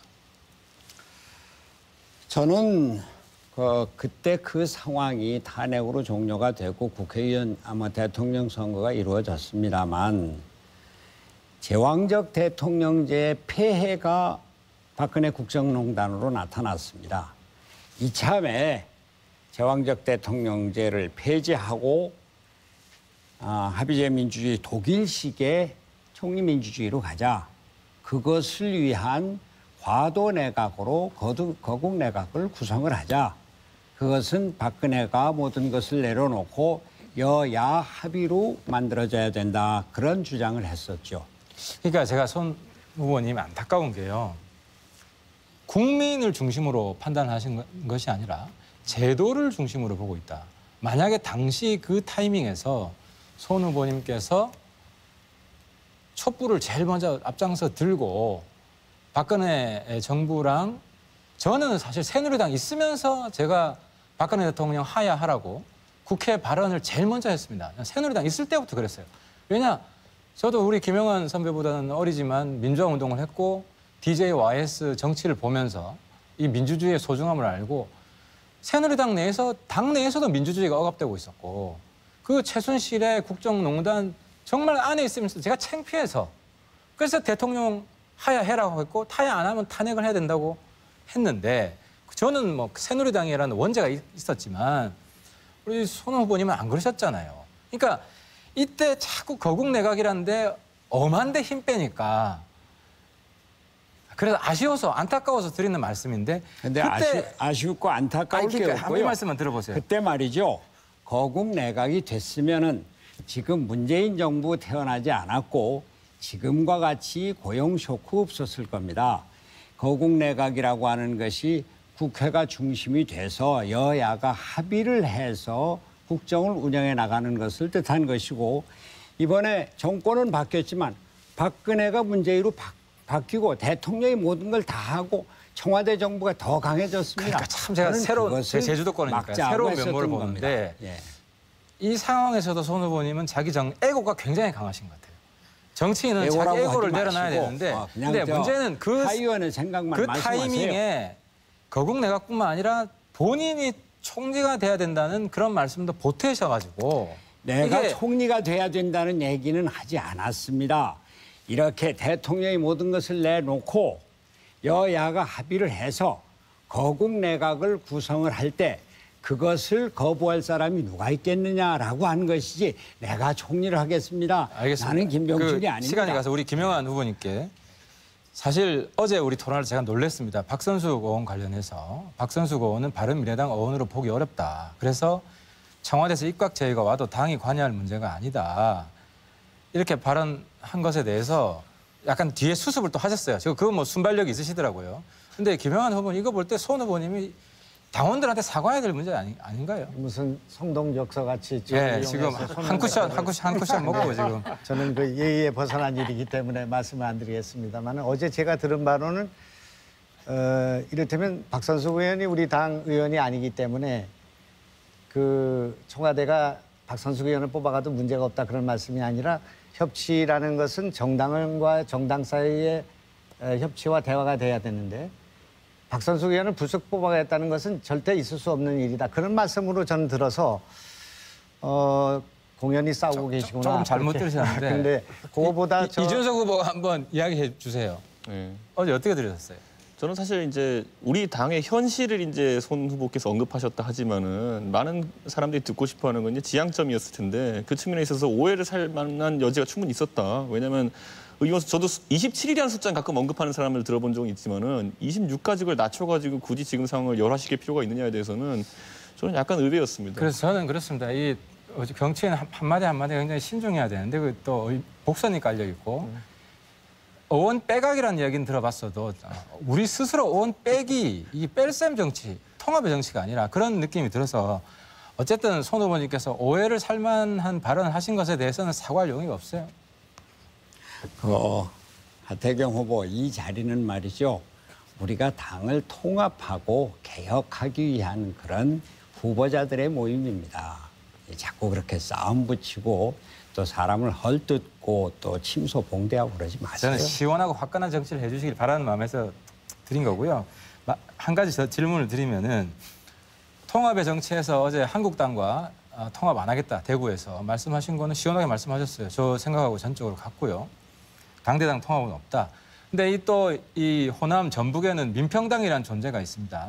그래서 만약 민평당에서 우리 바른미래당과 뭐 당대당 통합하자 이런 제의가 만약에 들어온다면요. 손 후보님 어떻게 답변하시겠습니까? 그런 제의가 없을 겁니다. 다만 저는 호남 주민들에게 대단히 송구스러운 말씀을 드리는 것이 바른미래당으로 통합을 할 때 호남의 국회의원들 결국 떨어져 나간 외면을 한 이런 것은 바른미래당이 지고 가야 할 짐이다. 그것을 어떻게 회복하는가, 호남의 지지를 어떻게 우리가 얻는가 하는 것이 큰 과제다 이런 말씀을 드립니다. 그럼 거꾸로 민평당에서도 우리한테 통합 제의가 없을 거라고 보셨는데 손 후보님이 대표가 되시면 민평당 쪽에 우리 합치자 이런 제안을 할 생각은 있으신가요? 저는 지금 어느 당에다가 통합하자 이런 것이 우리가 할 일이 아닙니다. 우리 스스로 반성하고 우리가 그 민생을 제대로 챙기면서 그 통합을 하고 개혁을 하는 그런 혁신정당이 일단 되고 그리고 나서 정치개혁, 정계 개편의 씨앗을 보자 이런 말씀. 그래서 그렇다면 손 후보님이 지금 제1 슬로건을 통합의 정치라고 이렇게 두세요. 이게 좀 정치의 메시지가 분명해야 되는데 통합의 정치라 그러면은 국민들은요. 당내, 우리 당내 통합을 이렇게 안 떠올리고 바깥의 통합을 떠올리고 그리고 또 그 말씀을 하셨잖아요. 지지율에 연연하지 말고 이런 말씀을 하시기 때문에 지지율보다는 어떻게 좀 정계 개편을 주도적으로 실제로 선대위원장 맡으실 때 그 지방선거 선거 끝나고 정계 개편을 앞장서 하겠다 이런 말씀 또 하셨어요. 그래서 지금 그러면 만약에 지금 그런 뜻이라면은 통합의 정치가 아니라 혁신의 정치를 하겠다. 근데 지금 정계 개편에 대해서는 아무런 비전을 말씀하시지 않으시고 그러면 통합은 1차 당내 통합이라고 누차 말씀드렸고 국민들과 우리 당원들은 그것이 뭔지 압니다. 2차는 뭡니까? 2차를 말씀해 주셔야지. 아무것도 못한다. 2차는 그게 본론인데 서로만 말씀하시고 그 뒤에 가서 시간 얼마 안 남으셨는데 2차는 뭡니까? 여기까지 듣도록 하겠습니다. 아이고. 네. 주도권 토론 마지막 순서입니다. 권은희 후보입니다. 네, 제가 세 분께 질문을 할 겁니다. 그러니까 알아서 답변은 조금 요약해서 해주시기 바랍니다. 우선 김영환 후보님께 질문을 드리겠습니다. 제가 분당에 삽니다. 김영환 후보님 지사 후보일 때 왜 자신의 좋은 그 공약을 얘기를 안 하고 그냥 이재명에 대해서만 얘기를 할까 처음에 의아했습니다. 그런데 제가 이제 이것저것 살펴보니 그럴만 하겠다. 우리 후보님이 이 불의를 보고 이거를 바로 잡아야 되겠다는 생각 거기에 의해서 이제 이렇게 하고 계시구나 저는 그렇게 생각을 했습니다. 그런데요 오늘 김부선 씨가 검찰에 출두를 하지 않습니까? 내 페이스북에다가 그렇게 썼습니다. 제가 정확하게 기억을 하는지 모르겠지만 민주당하고 정의당은 자기를 무시를 했고 바른미래당은 이용을 했고 한국당은 비난을 했다 뭐 이런 식으로 얘기를 했던 것 같습니다. 다른 거는 뭐 모르겠고요. 일단 왜 우리 바른미래당이 비난을 했다고 느끼는 건지 그 부분에 대해서 김영환 후보님께서 좀 얘기를 해주시기 바랍니다. 예, 김부선 배우는 30초 주시겠습니까? 30초? 네네네. 예, 예. 는 제가 한번 뵀습니다. 이제 네. 그 사이에 뵀고요.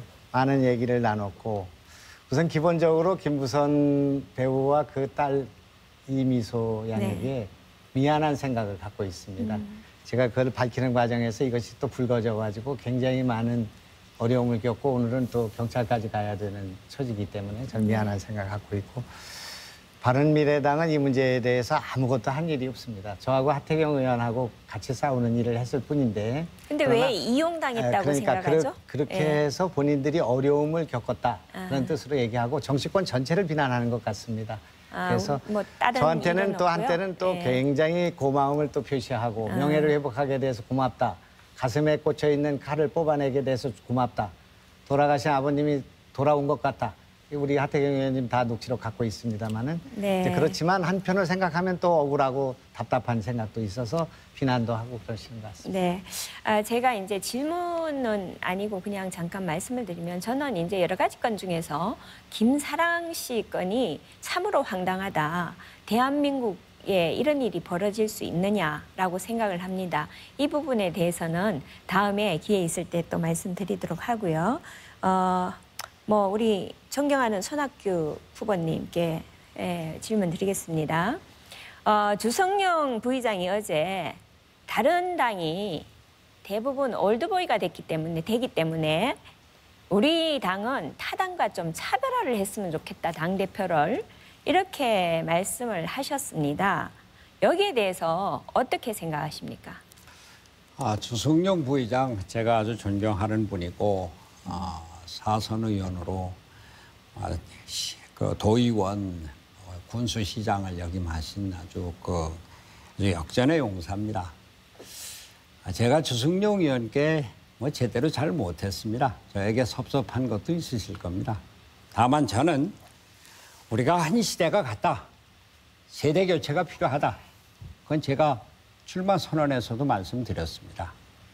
그러나 지금은 당을 통합을 해야 할 것이고 또 당의 개혁을 위해서 네, 제가 알았습니다. 부족하지만 네, 제 역할을 좀 하겠습니다. 이렇게 나온 겁니다. 죄송합니다. 섭섭해서 그런 건 아닌 것 같습니다. 그러면 통합 말씀하셨는데요. 저는 우리 당의 통합을 위해서 두 가지를 얘기를 했습니다. 화통합 부서, 화학과 통합으로 하나 되자는 이 부서를 하나 만들겠다. 그리고 원외 상임위를 구성해서 양당 인력을 같이 섞어서 운영을 하겠다라고 했는데요. 우리 손학규 후보님은 그러면 분명하게 나는 이거 두 개는 하겠다. 요거를 얘기를 해 주십시오. 두리뭉술이하게 하지 마시고요. 지금 권은희 의원님께서 그대로 말씀을 하셨네요. 네. 저는 통합주의자고 또 계파를 따지지 않습니다. 내 사람을 심지 않았습니다. 그리고 공평하고 공정한 것이 제 인사원칙의 제일 원칙입니다. 당을 앞으로 그렇게 운영해 나가도록 하겠습니다. 제가 대표가 되면 말이죠. 네, 꼭 기억하겠습니다. 네. 네. 우리 정은천 후보님께 질문을 드리겠습니다. 질문에 앞서서 우리 제가 어떤 자료를 보다 보니까 한국농수산대학 여기에 졸업생들이 과학적 어떤 기법을 이용해서 농업을 하다 보니까 그 연 소득이 일반 농가의 2배 정도, 8천만 원이 지금 넘는다고 합니다. 저는 이런 것들을 좀 벤치마킹을 하면 좋지 않을까 생각하고요. 우리 전주가 경북 상주와 함께 스마트팜 밸리, 혁신밸리에 선정이 되었습니다. 맞죠? 예. 예. 근데 이 스마트팜 혁신밸리에 들어가시는 분들은 굉장히 좋아하고 기대를 많이 하고 있는데 반대를 하시는 분들이 계십니다. 어떤 분들이 반대하는지 아십니까? 그 얘기 좀 함께 드릴게요. 네. 예. 지금 농수산대학이 진흥청 소관을 농식품 소관으로 확대해서 총장제도로 만든 게 제가 농식품 장관 때 만들었고 또 이게 전라북도에 유치한 뒤에 또 학생 수를 또 한 과를 늘리고 해가지고 지금 농수산대학을 적극적으로 뒷받침하는데 지금 현재 지금 말씀하신 스마트팜 이 혁신밸리 같은 경우는 농수산대학하고 아주 직결되는 분야고 앞으로 새로운 미래 산업에 직결되는 건데 스마트팜 또 기업 스마트팜 이게 앞으로 절실하게 필요한데 기존에 있는 전통 농민들이 거기에 대한 거부감을 사실은 갖고 있기 때문에 그 부분에 대해서 서로 소통할 수 있는 기능은 이것도 일종의 이제 농민들 간의 갈등이지 않습니까?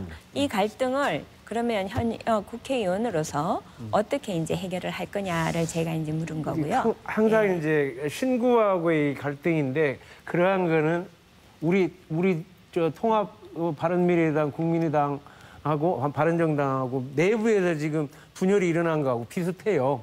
그러니까 철저하게 그분들의 공감할 수 있도록 시간을 갖고 대화하고 그러면서 그러한 리더십을 발휘해가지고 앞으로 미래를 열어가는 그런 노력들이 필요한데 그거를 이해를 못하면 계속 갈등은 확대되고 있는 거거든요. 그래서 그런 부분은 우리 국회 차원에서 제가 민생총괄 특위를 하자는 이유가 그런 거 해결하자는 얘기입니다. 그런데 사실 그 지금 반대하는 분들은 그 일반 농사를 짓는 농가인데요. 이분들이 걱정하는 것은 스마트팜 혁신밸리에 대기업이 나중에는 결국 이것이 대기업의 차지가 되지 않느냐 이 부분을 사실 걱정을 많이 하고 있거든요. 그러니까 이런 부분에 있어서 이게 그냥 확대돼서 일반 농가들한테도 도움이 되는 어떤 정책이라는 거를 보여줘야 되고 또 그런 정책이 되도록 이 정책을 만들어 가야 되지 않느냐 저는 그렇게 생각을 하는데요. 예. 그러니까 네. 그 기업이 이익을 기업이 다 가져가면 이게 불가능합니다. 그러면 기업이 이익을 공유하는데 거기에 일반 농가가 참여해가지고 협동조합 형태의 개념으로 접근을 해가지고 이익을 공유할 수 있도록 하는 그러한 새로운 어떤 모델이 나오게 되면 그 문제 해결 방법이 네, 고민을 겁니다. 좀 많이 네. 하셔야 될 것 같습니다. 시간이 좀 남았으니까 김영한 후보님께 아까 김사랑 씨 문제 묻겠습니다. CCTV를 왜 확보를 못합니까?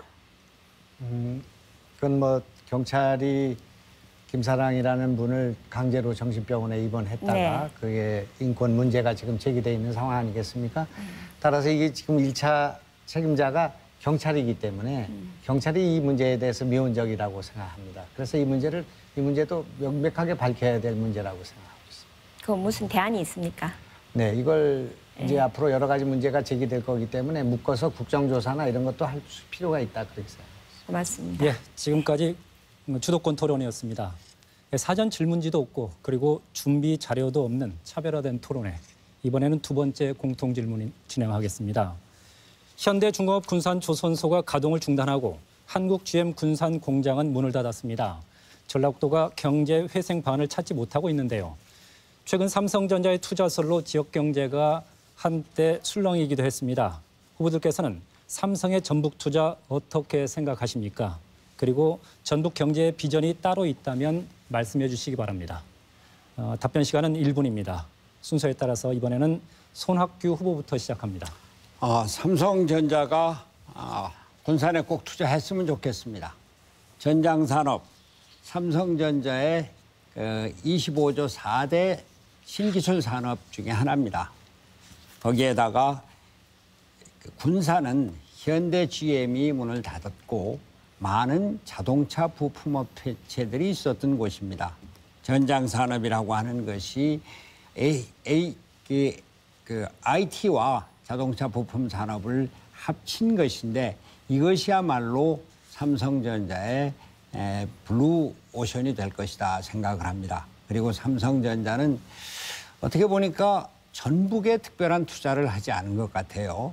삼성전자의 지역균형 발전을 위해서도 군산에 꼭 투자를 했으면 좋겠습니다.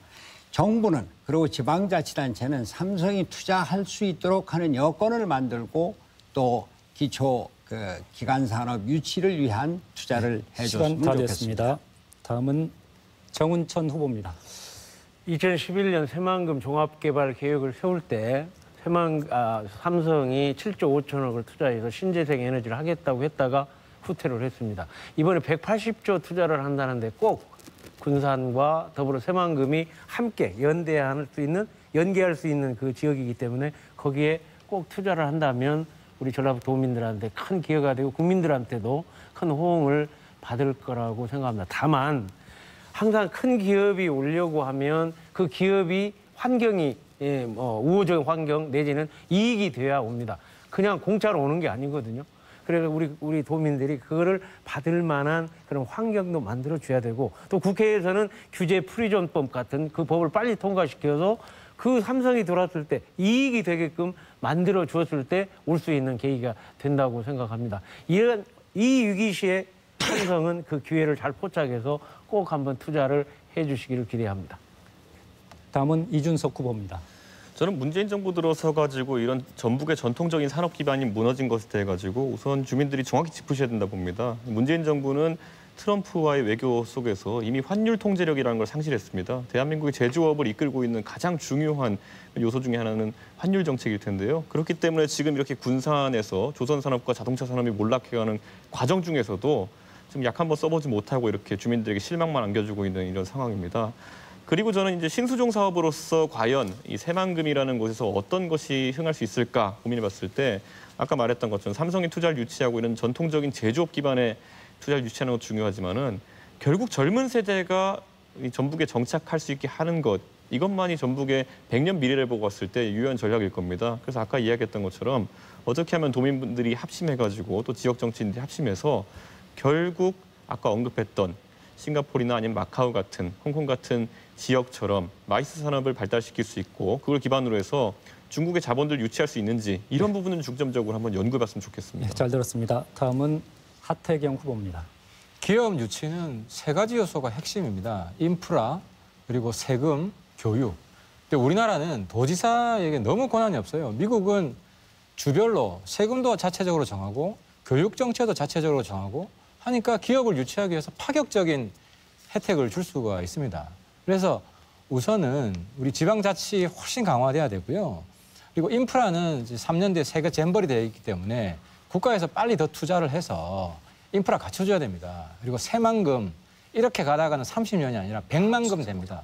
100년 지나도 될까 말까 하는데도 새만금 빠르게 지금 마무리를 해야 되고요. 그리고 세금 그리고 인건비 문제가 있는데요. 지금 최저임금 정책 잘못됐습니다.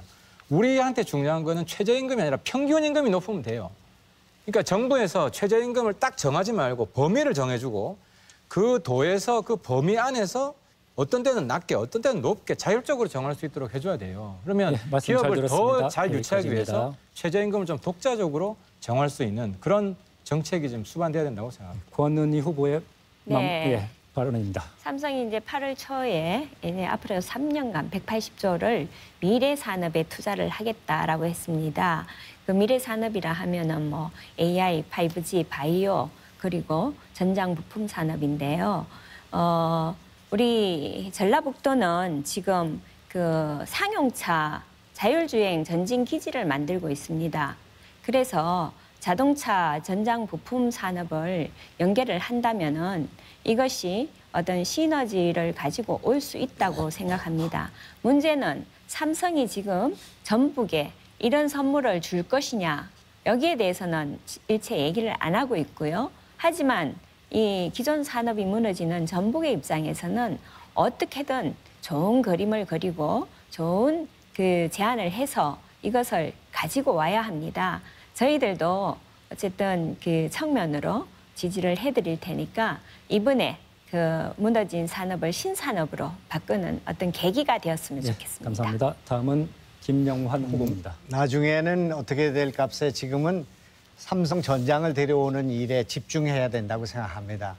왜 중국의 전기차에는 5천억을 투자를 하고 하만 같은 세계적인 기업은 투자를 하고 있는데 전장을 이쪽에다 투자하지 않고 있는가? 그 장애 요인을 제거해 줘야 된다고 생각합니다. 아일랜드에서 공장을 유치하기 위해서 대기업의 땅 부지를 1원에 판, 그런 1달러에 판 사례가 있습니다. 대기업을 유치하기 위한 도민들의 합의, 노력, 이것이 돼야 된다. 그렇게 생각합니다. 지금 베트남에 가 있는 기업이 6,000개가 있습니다. 이 6,000개의 기업 가운데 한 2,000개만 우리 새만금에 돌아와도 청년 실업 문제, 고용 문제 해결될 거라고 생각합니다. 북한의 노동자를 한 30만 정도 벌목 고는 가 있는 사람들을 이쪽에 데려다 북한 공단을 만들고 거기서 임금을 1,000불씩 주는 그런 북한 공단을 남쪽에다 만드는 것도 한번 검토해 볼 만한 사실이라고 생각합니다. 상상력을 크게 가져야 된다. 그렇게 생각합니다. 예, 잘 들었습니다. 어느새 후보 6명의 열정적인 토론을 마무리할 시간입니다.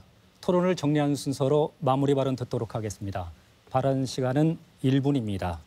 그럼 정운천 후보의 마무리 발언부터 듣겠습니다. 정말 오늘 우리 바른미래당 이렇게 당 대표 최고위원이 다 될 분들이 우리 전라북도에 오셨습니다. 또 전라북도의 현안을 직접 이렇게 파악하고 앞으로 잘 해가겠다는 그러한 의견도 냈습니다.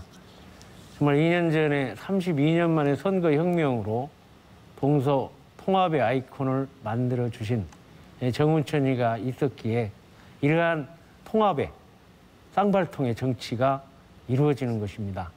이제 그 에너지를 가지고서 뛰어넘어서 정말 국민이 꼭 지금 바라보는 그러한 이념을 뛰어넘는 그러한 민생 실용정당을 만들어보고 싶습니다. 그리고 이제 경상도 전라도 뛰어넘는 그런 동서통합정당을 만들겠습니다. 이 최고의 가치를 만들어낸다면 우리 전라북도뿐만이 아니고 전라북도 전국에서 지지를 크게 주실 거라고 믿습니다. 저를 밀어주십시오. 감사합니다. 이준석 후보입니다. 네, 영호남 갈등이라는 단어 저는 들으면서 커왔지만은 제가 체감해보진 못했습니다. 그래서 저는 이런 생각을 합니다. 영호남 갈등이 마음속에 남아있는 사람들보다는 오히려 전혀 모르는 사람들도 이번에 한번 변화의 주체가 되어볼 수 있지 않을까 이런 생각하게 됩니다.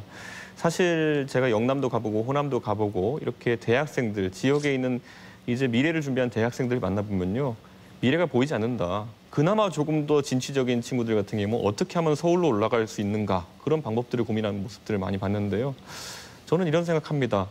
과연 지역에서 우리가 어떤 머리를 맞대는 과정을 가지고 이런 걸 고민하느냐 지금까지 없었습니다.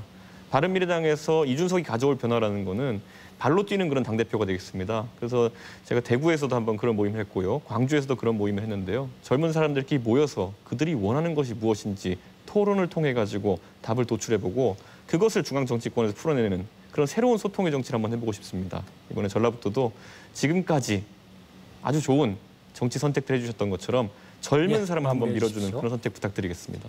다음은 하태경 후보입니다. 오늘 토론 잘 보셨습니까? 오늘도 제가 이 부분 꼭 짚고 넘어가고자 합니다. 저는 우리 당의 리더십은, 우리 당의 대표는 정직하고 진솔해야 된다고 생각합니다. 실수는 할 수 있습니다. 실언도 할 수 있습니다. 하지만 더 중요한 것은 그것을 인정하고 사과하는 용기라고 생각합니다. 오늘 다시 한번 저는 손 후보에게 유감을 표하는데요. 박근혜 대통령 탄핵 당시에 분명히 거국 내각하지 않고 탄핵하면 대혼란이 오고 또 그 거국 내각의 총리로 국회에서 손 후보 본인을 합의하면 총리를 할 용의가 있다는 말씀하셨음에도 불구하고 오늘도 그걸 인정하지 않으셨습니다. 그리고 어제 박선숙 의원은 우리 당 의원으로 볼 수가 없다, 보기가 어렵다. 그리고 정부에서 입각을 제외해도 우리 당이 관여할 바 아니다라고 분명히 말한 기록이 다 있는데도 인정하지 않으셨습니다. 물론 사과도 하지 않으셨습니다. 오해될 발언임에도 충분한데도 말입니다. 저는 우리 당 리더십은 새로운 리더십이 돼야 된다고 생각합니다. 진실한 리더십 만들어 나가겠습니다. 감사합니다. 다음은 권은희 후보입니다. 네, 문재인 대통령이 후보 시절에 4대강에 22조가 들어갔는데 연봉 2,200만 원짜리 100만 명 일자리를 낼 수 있다라고 했습니다. 현재 이 정권에서 일자리에 54조가 들어갔습니다. 그럼 245만 명의 일자리가 생겨야 되는데 10만 개도 채 못 생겼습니다. 기업 경영을 하거나 이렇게 해본 사람들은 이런 소리 하지도 않습니다. 그런데 그야말로 아마추어 정권에서 지금 소득 성장, 소득 주도 성장 경제를 얘기를 하고 있습니다. 기다려 달라는데 믿을 수가 있습니까? 우리가 지금 여태까지는 정부를 브레이크를 못 잡았습니다만 강한 야당이 있어야 이 브레이크를 잡을 수가 있습니다. 우리 바른미래당이 강한 야당이 되도록 좀 해주십시오. 그러기 위해서는 이번 당대표가 정말 중요합니다. 엄마 리더십을 가진 저 권은희를 주목해 주십시오. 감사합니다. 김영환 후보입니다.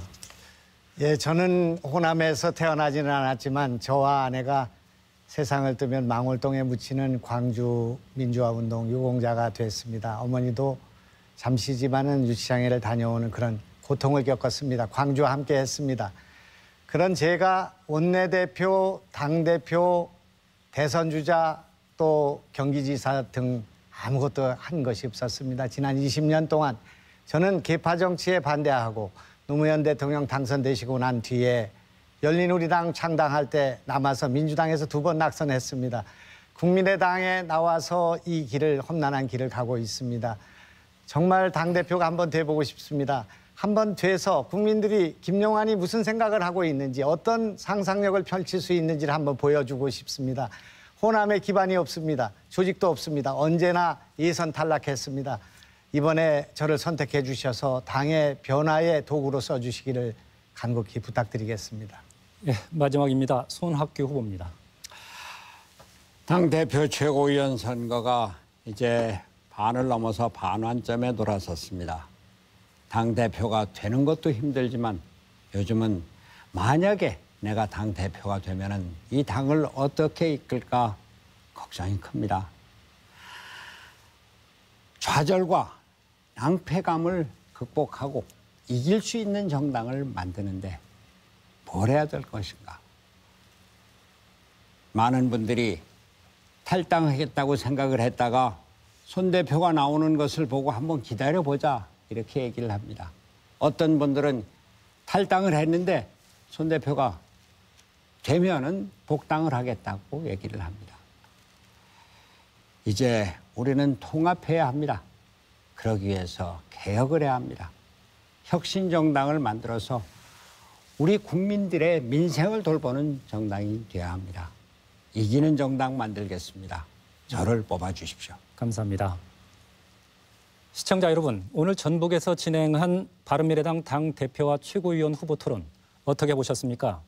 9월 2일 바른미래당 전당대회가 이제 열흘 남짓 남았는데요. 바른미래당은 28일과 29일 온라인 투표를 진행하고 30일과 31일에는 국민 여론조사를 실시합니다. 그리고 31일부터 대회 날인 9월 2일까지는 ARS 투표가 이루어집니다. 각 후보자들의 정책과 비전을 꼼꼼히 살피고 소중한 권리 행사하시길 바랍니다. 나와주신 후보자 6분 열띤 토론 감사합니다. 바른미래당 선거관리위원회가 마련한 바른미래당 당대표와 최고위원 후보자 토론을 모두 마치겠습니다. 시청해주신 여러분 감사합니다.